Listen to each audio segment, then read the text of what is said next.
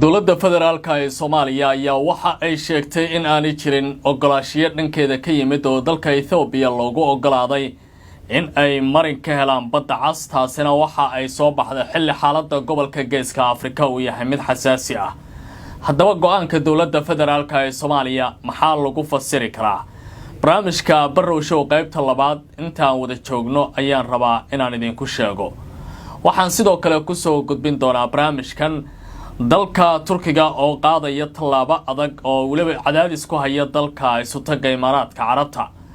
arrin adag ayaa labadaasi dal ka dhaxaysa waxaana sidoo kale arrintan gadaal ka taagan dalka Qatar oo doonaya ajandayaal waaweyn markan inay fuliso dowladda Isutaga Imaaraadka Carabta.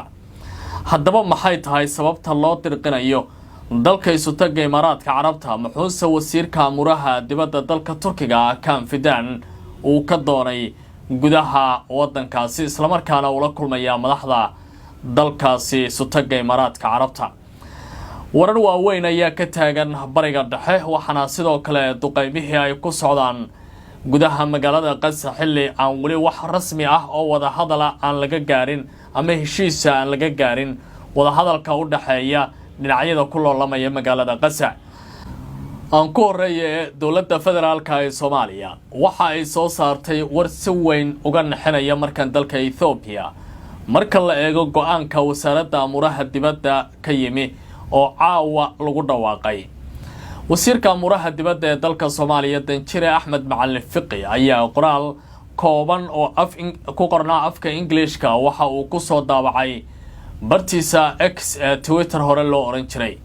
waxa uu yiri Soomaaliya inay u ogolaatay Ethiopia in ay marin hesho dhinaca badda ah waa waxba kama jiraan oo aan sal iyo raad lahayn. waxaanay Soomaaliya u taagan tahay buu yiri sida qoraalka ka muuqanaysa ilaalinta madax banaanideeda iyo waliba wadajirka dalkeeda. tani waxay muujinaysaa in si dhab ah dowladda Soomaaliya markan ay mowqif cad banaanka u keentay dan oo dad fara badan oo Soomaaliyeed ay hore isku weydiinayeen go'aankan sababta dowladda federaalka ee Soomaaliya ay markii hore banaanka u keentay. hadalka Danjire Axmed Macalin Fiqi waxa uu ku soo aadayaa xilli maalmihii la soo dhaafay dalka Ethiopia uu ka socday wada hadal u dhaxeeya dalalka Soomaaliya iyo sidoo kale Ethiopia oo looga wada hadlayay xiisadda ka taagan gobolka Geeska Afrika iyo waliba isfahan la'aanta diblomaasiyadeed ee u dhaxeeya rajimka Addis Ababa xukuma iyo sidoo kale madaxweynaha dowladda federaalka ee Soomaaliya Dr. Xasan Sheekh Maxamuud. dooda dowladda federaalka ee Soomaaliya waxay ahayd in marka hore Ethiopia ay aqbasho madax banaanida dalka Soomaaliya isla markaana wax kasta oo ay doonayso ay soo marisay channelka diblomaasiyadda. wada hadalkii ka dhacay dalka Ethiopia waxa ay Soomaaliya ka muujisay rajo wanaagsan oo ku aadan in Ethiopia ay aqbalayso ilaalinta madax banaanida iyo waliba wadajirka Soomaalida. laakiin hadalka Danjire Axmed Macalin Fiqi waxa uu sidoo kale imaanayaa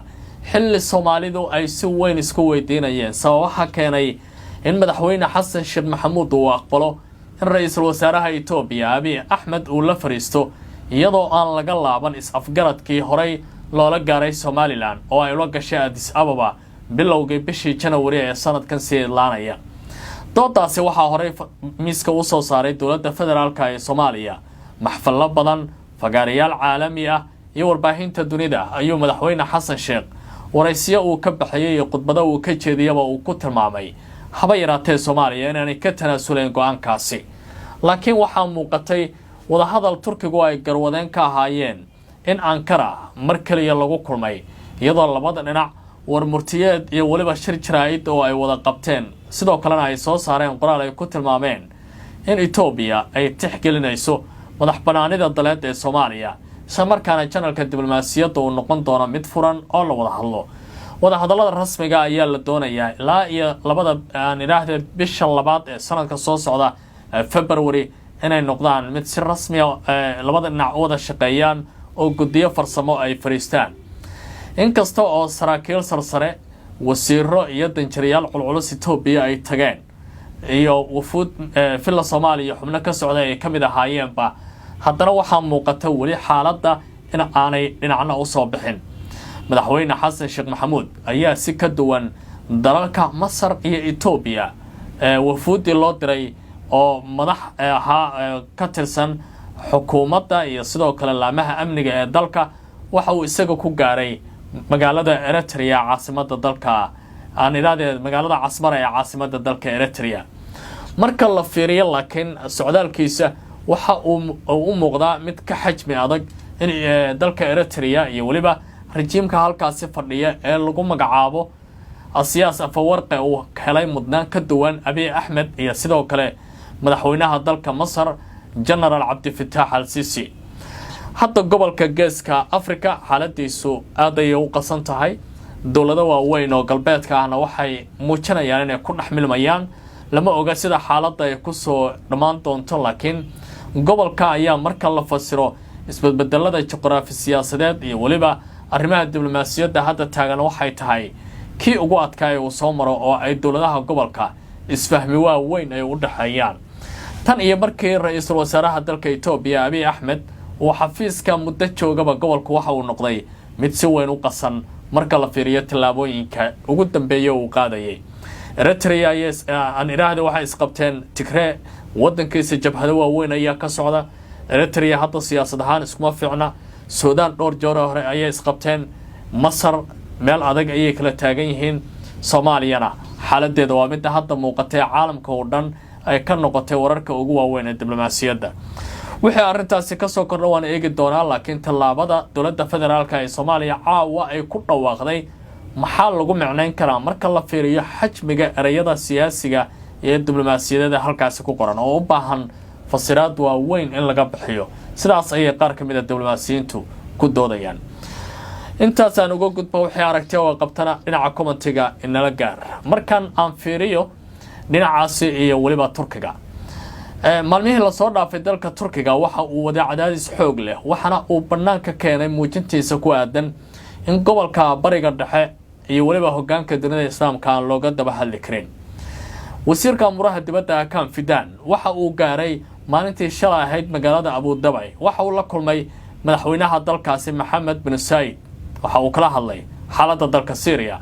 waxa uu ku yiri waa inaad aqbashaan waxa Syria ka socda Turkiga ayaa idinsanaya damaanad qaad buuxa annaga iyo Qatar waxa naga go'an in haba yaraatee hay'adda tahriir Sham iyo waliba ninka la yiraahdo Maxamed Sharac aan Ahmed Sharac la hadli karin isla markaana annaga aan ka shaqeynayno waxa isaga uu wato iyo hanaanka dhismaha dawladdiisaba kulamada waxay ahaayeen kuwa aad u adag laakiin waxa muuqanaysay walaac ay banaanka keeneen nimankan imaaraadka haysta ee boqortooyada waxay yiraahdeen ninkan marka la fiiriyo waxa uu aad ugu xiran yahay aqoonta muslimiinka dawladaha xisbiga talada haya ee Turkiga iyo dawladda Qatarna waxay aad ugu jaleecaan dhinaca aqoonta muslimiinka tani marka waxay u arkaan inay halis tahay oo ururadan ay noqon karaan aqoonka hadii talada loo dhaafo inay isbedel weyn gobolka ku soo siyaadin karaan taasi marka Turkiga waxa la leeyahay wuxuu ka bixiyo damaanad qaad buuxa Qatarna waxay arintan ka taagan tahay gadaal dawladda Syriana waxa ay maxkamadda cadaaladda adduunka ee ICJ loo yaqaano ay ka dalbatay in dawladda Iran lagu xukumo lacag ka badan 300 milyan oo dollar oo looga qaadayo arrin la xiriira magdhow dhibaatooyinkii ay ka geysteen gudaha wadankooda intii Bashar al-Assad dictatorkii talada laga tuuray 8 bishan December uu talada joogay lama oga maxkamadda go'aanka ay qaadan karayso laakiin kooxdani waxa ay bilowday talada la wareegay in ay sameeyaan saameyn adag oo dhinaca waraaqaha caalamiga ay ku dagaalamayaan waxana tani ay si adag u saameyn karaysaa dalka Iran waxa la leeyahay waa dagaal diblomaasiyadeed oo hadii uu sidan ku sii socdo Iran ay ku qasbanaan doonto inay gacmaha aysan is saaran ay hubayso jabhada dhinaca shiicada ah oo lagu kicin doona sharac iyo hay'adda tahriir Sham waynu eegi doonaa arintaana waxay ka soo kordha markaan fiirino Gaza xaaladeeda aad ay u qasan tahay maanta weerar ayaa ka dhacay dhowr qof ayaa lagu dilay sida warbaahinta Carabtu ay tilmaameen Gaza waxay u muuqataa marka la eego xaaladda hadda gobolka ka taagan ba in la iska hilmaamay